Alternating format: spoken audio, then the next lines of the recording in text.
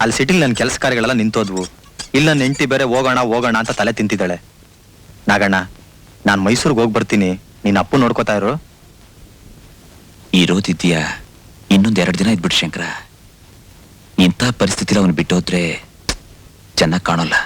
ನಿಂದೊಳ್ಳೆ ಕತೆ ಆಯ್ತಲ್ಲ, ನಾನು ಇಲ್ಲಿದ್ದೇನ್ ಮಾಡ್ಲಿ? ನಿಮ್ಮಿಬ್ರು ಮಧ್ಯೆ ಸಿಕ್ಕೊಂಡು ಒದ್ದಾಡ್ತಾ ಇದ್ದೀನಿ.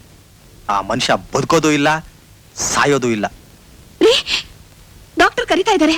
ನನ್ನ ಕೂತ್ಕೊಳ್ಳಪ್ಪ, ಏನೋ ಮೆಡಿಸನ್ ತರಕ್ಕಿರ್ಬೇಕು. ಸುಮ್ಮನೆ ಯಾಕೆ ದುಡ್ಡು ಹಾಳು ಮಾಡ್ಕೋತೀಯಾ? ಹಾಗೆ ಇಟ್ಕೋ, ಅಪ್ಪನ್ ಸುಡೋ ಖರ್ಚಿಗಾದ್ರೂ ಬೇಕಾಗುತ್ತೆ. ಮಿಸ್ಟರ್ ಶಂಕರ್, ಡಾಕ್ಟ್ರೇ, ನಿಮ್ ತಂದೆ ಪೊಸಿಷನ್ ನೋಡಿದ್ರೆ ಅವ್ರು ಬದುಕೋ ಚಾನ್ಸಸ್ ಬಹಳ ಕಡಿಮೆ. ಇದನ್ ಮೊದ್ಲೇ ಹೇಳಿದ್ರೆ ಒಂದಷ್ಟು ಹಣನಾದ್ರೂ ಉಳಿತಿತ್ತು. ಅವ್ರ ಜೀವ ಸಹಿತ ಇದ್ರೆ ಇನ್ನೊಂದು 24 ಅವರ್ಸ್ ಇರ್ಬೋದು. ಅವ್ರು ಬದುಕಿದ್ದಾಗ್ಲೇ ಅವ್ರ ಮನೆ ಕರ್ಕೊಂಡು ಹೋಗೋದು ಒಳ್ಳೇದು. ಐ ಆಮ್ ವೆರಿ ಸಾರಿ.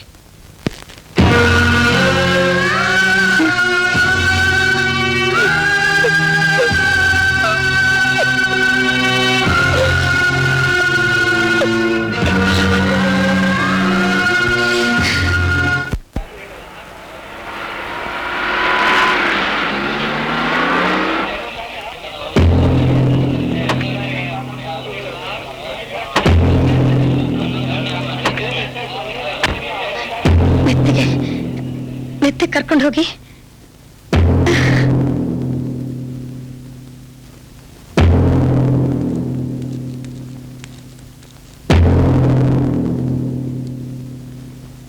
ನಾಗಣ್ಣ, ಇಲ್ಲೇ ಜಗಲಿ ಮೇಲೆ ಹಾಕ್ಬಿಡೋಣ ಕಣ. ಇಲ್ಲ, ಒಳಗಡೆ ತಗೊಂಡು ಹೋಗೋಣ ಶಂಕರ. ಯೋ, ಮನೆ ಒಳಗ್ ಸತ್ರ ಹಿರಿ ಮಗ 3 ತಿಂಗಳು ಮನೆ ಬಿಡ್ಬೇಕು. ಬಿಡ್ತೀಯಾ? ಹೌದಾ? ಮತ್ತೆ ಹಾಗಾದ್ರೆ ಇಲ್ಲೇ ಹಾಕ್ಬಿಡೋಣ.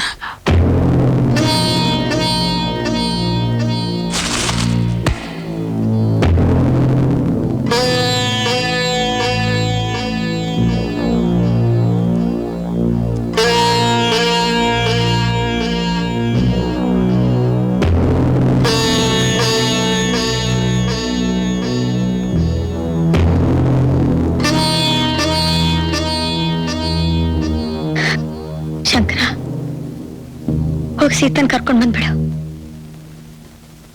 ಅವಳು ಅಂದ್ರೆ ಇವ್ರಿಗೆ ಪಂಚಪ್ರಾಣ. ಇವ್ರು ಬದುಕಿದ್ದಾಗ್ಲೇ ಇವ್ರ ಮುಖ ಒಂದ್ಸತಿ ಅವಳು ನೋಡ್ಬಿಡ್ಲಿ. ಹೋಗಮ್ಮ, ಅವರು ಊರಲ್ಲಿಲ್ಲ ಅಂತ ಕಾಣಿಸುತ್ತೆ.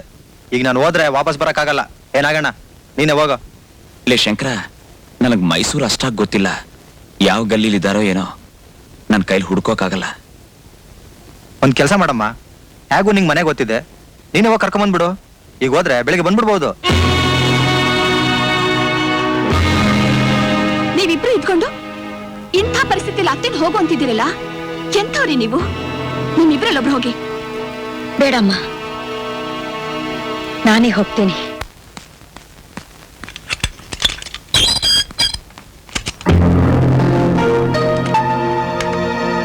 ಇಲ್ಲಿ ನೋಡಿ. ಏನಮ್ಮ? ಈ ಮನೆಯವ್ರು ಎಲ್ಲಿ ಹೋಗಿದ್ದಾರೆ?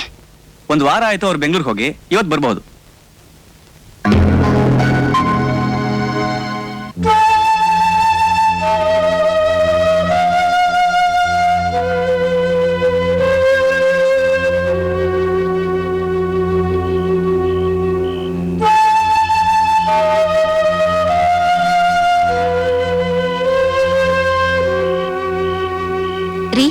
ನಾಳೆ ಬೆಳಿಗ್ಗೆ ನಾನು ಊರಿಗೆ ಹೋಗ್ತೀನಿ. ಇನ್ನು ನನ್ನ ಕೈಯಲ್ಲಿ ಇಲ್ಲಿರೋಕ್ಕಾಗಲ್ಲ. ನೀವು ಬೇಕಾದ್ರೆ ಇದ್ ಬನ್ನಿ. ಬೇಕಾ? ನಾಳೆ ಒಂದಿನ ನೋಡ್ಬಿಡೋಣ ಕಣೆ. ನಾಳೆ ನಾಳೆ ಅಂತ 10 ದಿನ ಆಯ್ತು. ಅವ್ರು ಸಾಯಲ್ಲ, ನೀವು ಬರಲ್ಲ. ನನಗೆ ಯಾವ ಗ್ರಹಚಾರ ರೀ ಇದು?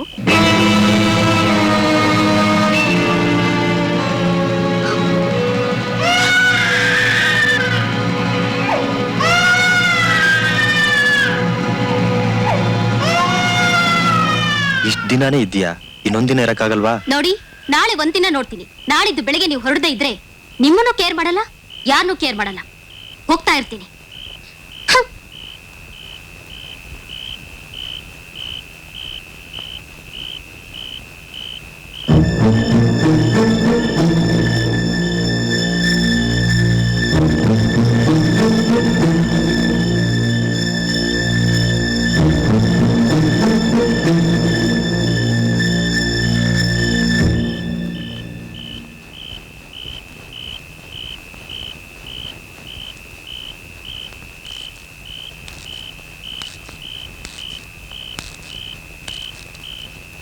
ಶಂಕರ, ಯಾಕೆ ಒಬ್ಬನೇ ನಿಂತಿದ್ದೀಯಾ? ಒಳಗ್ ಬಾ.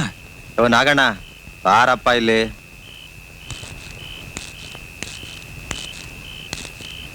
ಏನು? ಏನ್ ಮಾಡೋಣ, ಹೀಗೆ ಎಷ್ಟ್ ದಿನ ಅಂತ ಕಾಯ್ಕೊಂಡಿರೋದು. ಅವನ್ ನೋಡಿದ್ರೆ ಇನ್ನೂ 1 ವಾರ ಸಾಯಲ್ಲ ಅಂತ ಕಾಣಿಸುತ್ತೆ. ಅದಕ್ಕೇನ್ ಮಾಡಕ್ಕಾಗುತ್ತೆ ಶಂಕರ? ಸಾಯಿಸ್ಬಿಡೋಕ್ಕಾಗುತ್ತಾ? ಅಷ್ಟೇ ಮಾಡ್ಬೇಕೀಗ.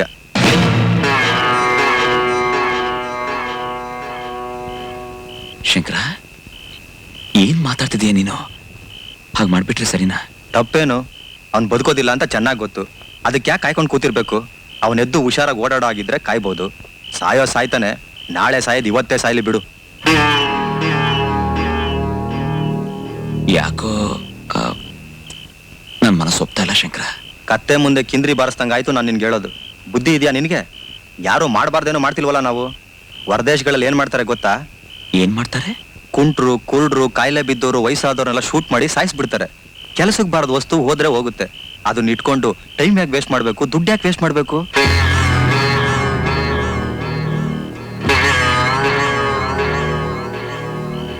ಶಂಕರ, ಈಗೇನ್ ಮಾಡೋಣ ಅಂತೀಯ? ಯಾವುದಕ್ಕೂ ಇರ್ಲಿ ಅಂತ ಆಸ್ಪತ್ರೆಯಿಂದ ನಿದ್ರೆ ಮಾತ್ರೆಗಳನ್ನು ತಂದಿದ್ದೀನಿ. ನುಂಗಿಸ್ಬಿಡ್ತೀನಿ. ಅವನು ಹಾಗೆ ಶಾಶ್ವತವಾಗಿ ನಿದ್ದೆ ಹೋಗ್ಬಿಡ್ತಾನೆ. ಯಾರಿಗೂ ಅನುಮಾನನೂ ಬರಲ್ಲ.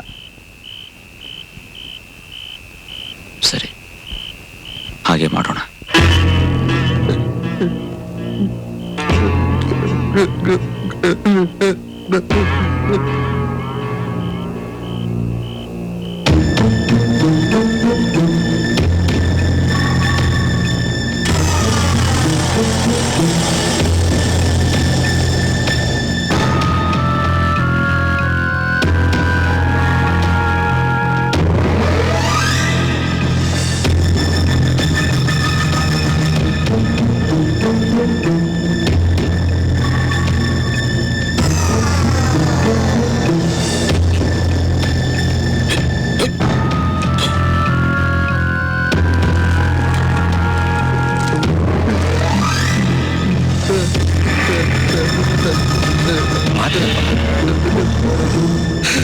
ಏನಾಗಲ್ಲಪ್ಪ, ಬೇಗ ವಾಸಿ ಆಗ್ಬಿಡುತ್ತೆ. ಅಪ್ಪ, ಎಲ್ಲ ಸರಿ ಹೋಗುತ್ತಪ್ಪ.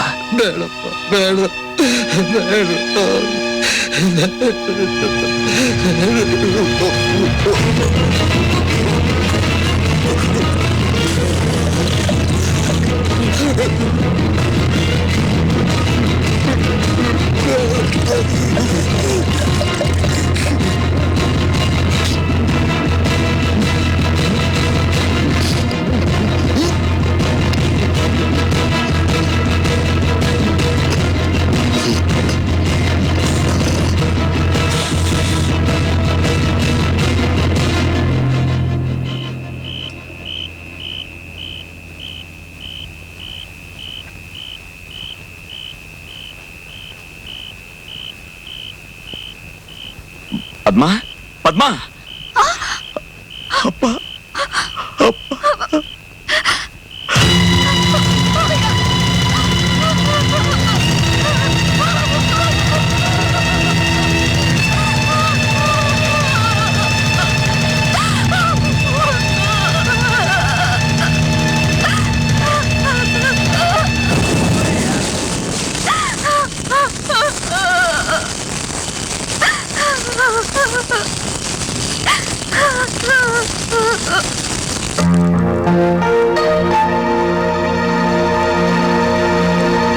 ಐನೋರೇ, ಐನೋರೇ.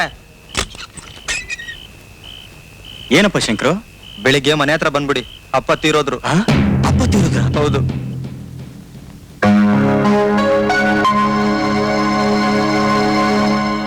ನಮ್ಮಪ್ಪ ಹೋಗ್ಬಿಟ್ರು. ಬೆಳಿಗ್ಗೆ ಎಲ್ಲ ಮನೆ ಹತ್ರ ಬಂದ್ಬಿಡಿ.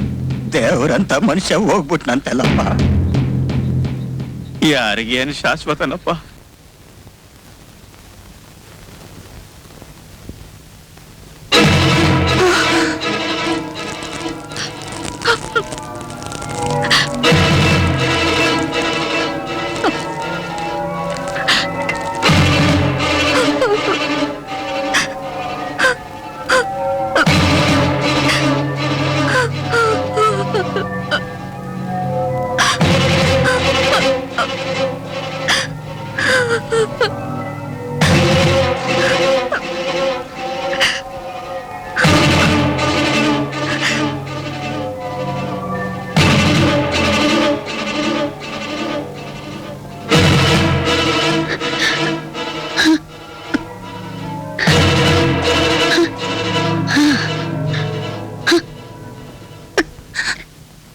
ಅಮ್ಮ.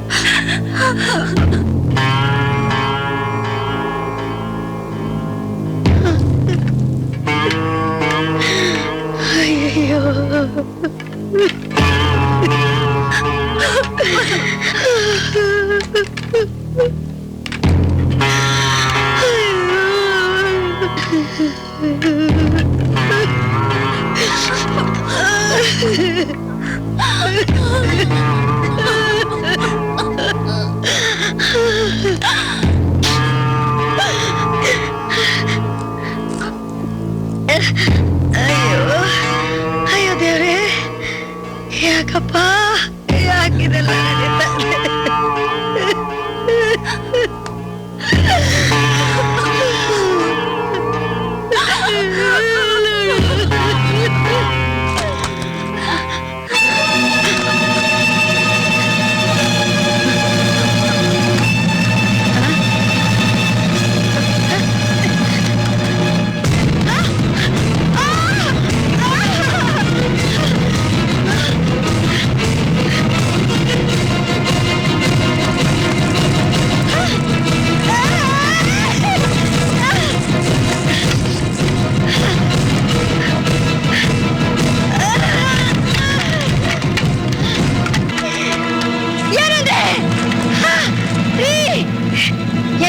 ಏನಂದ್ರೆ ಏನಂದ್ರೆ ನನ್ ದೇವ್ರು ಬದುಕಿದ್ದಾರೆ, ಅವ್ರು ಸತ್ತಿಲ್ಲ, ನನ್ ದೇವ್ರು ಬದುಕಿದ್ದಾರೆ.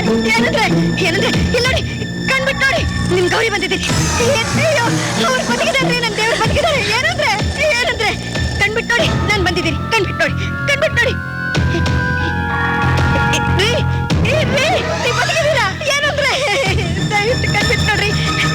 ಇಲ್ಲಿ ನೋಡಿ, ಇಲ್ಲಿ ನೋಡಿ, ನನ್ ನೋಡಿ ನೋಡಿ, ಕಣ್ಬಿಟ್ಟು ನೋಡಿ. ಏನಂದ್ರೆ ಏನಂದ್ರೆ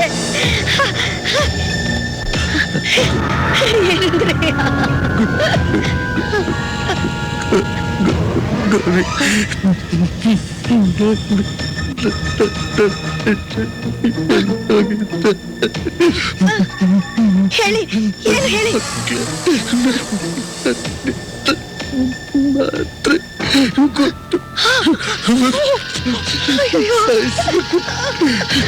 ಏನಂದ್ರೆ ಇಲ್ಲ ನೋಡಿ, ಏನಂದ್ರೆ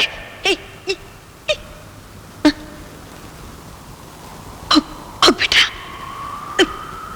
ನನ್ನನ್ನು ತಬ್ಲಿ ಮಾಡ್ಬಿಟ್ಟು ಹೋಗ್ಬಿಟ್ರ. ಬೇಡ್ರಿ, ಇವ್ರ ಮುಂದೆ ನನ್ನನ್ನು ಬಿಟ್ಟು ಹೋಗ್ಬೇಡ್ರಿ, ಬೇಡ್ರಿ. ಅಯ್ಯಯ್ಯೋ ದೇವ್ರೆ, ದೇವ್ರೆ, ನಾನ್ ಬದುಕಿದ್ರು ಏನ್ ಪ್ರಯೋಜನ?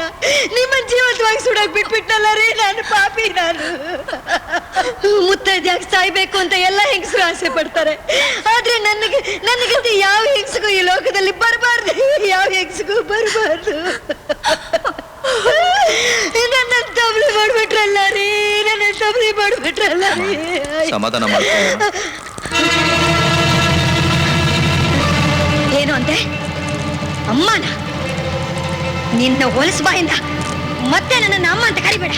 ಯಾರು ನಿನ್ಗಮ್ಮ? ಯಾರು ನಿನ್ಗಮ್ಮ? ನೀನ್ ನನ್ನ ಮಗನೇ ಅಲ್ಲ.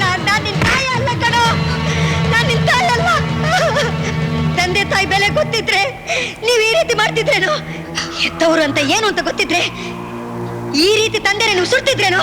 ನಿನ್ಗೆ ಒಳ್ಳೇದಾಗಲ್ಲ, ನಿನ್ಗೆ ಒಳ್ಳೇದಾಗಲ್ಲ. ಪಾಪಿ, ನಿನ್ಗೆ ಒಳ್ಳೇದಾಗಲ್ಲ, ನಿನ್ಗೆ ಒಳ್ಳೇದಾಗಲ್ಲ ಪಾಪಿ. ಏನಂದೆ?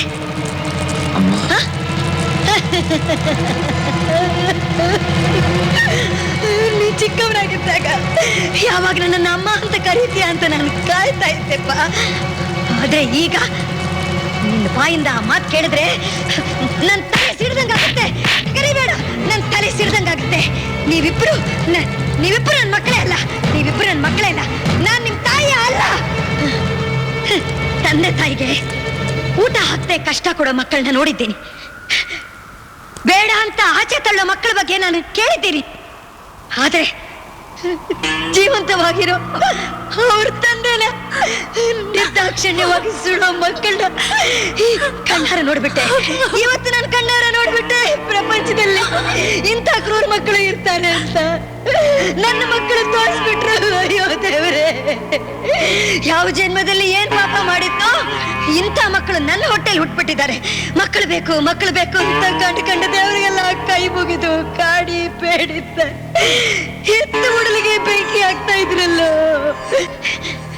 ನೀವಿಂಥ ಕ್ರೂರರಾಗ್ತೀರಾ ಅಂತ ಗೊತ್ತಾಗಿದ್ರೆ ನೀವು ಹುಟ್ಟಿದಾಗ್ಲೇ ನಿಮ್ ಕತ್ತಿಸ್ಕಿ ಸಾಯಿಸ್ಬಿಡ್ತಿದ್ದೆ, ನಾನು ಕೊಂದ್ಬಿಡ್ತಿದ್ದೆ.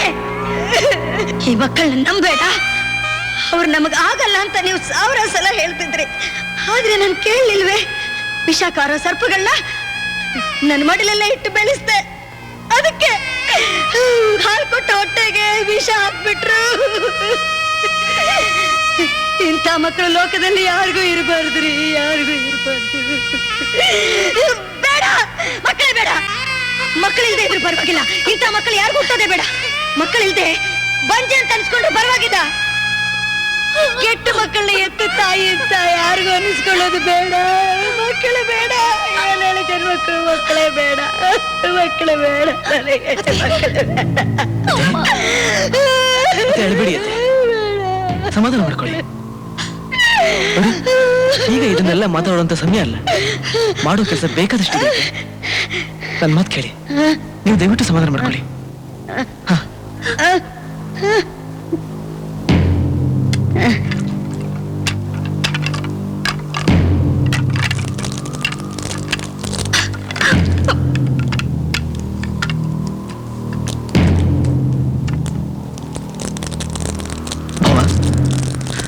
ಹೋಗಿ ಬೆಂಕಿ ಇಡಿ.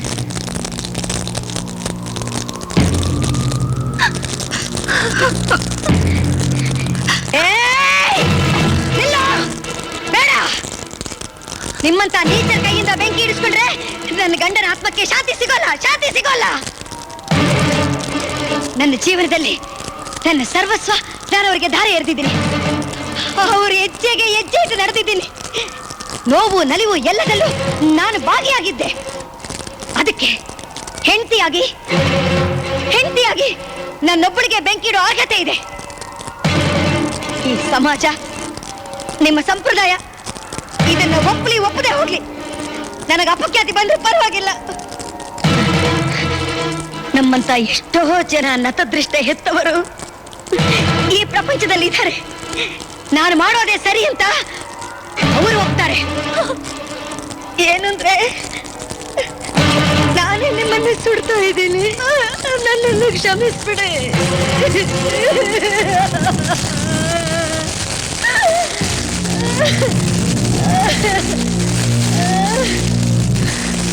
ಆಯ್ತು, ಮುಗಿದಾಯ್ತು, ಎಲ್ಲ ಆಯ್ತು.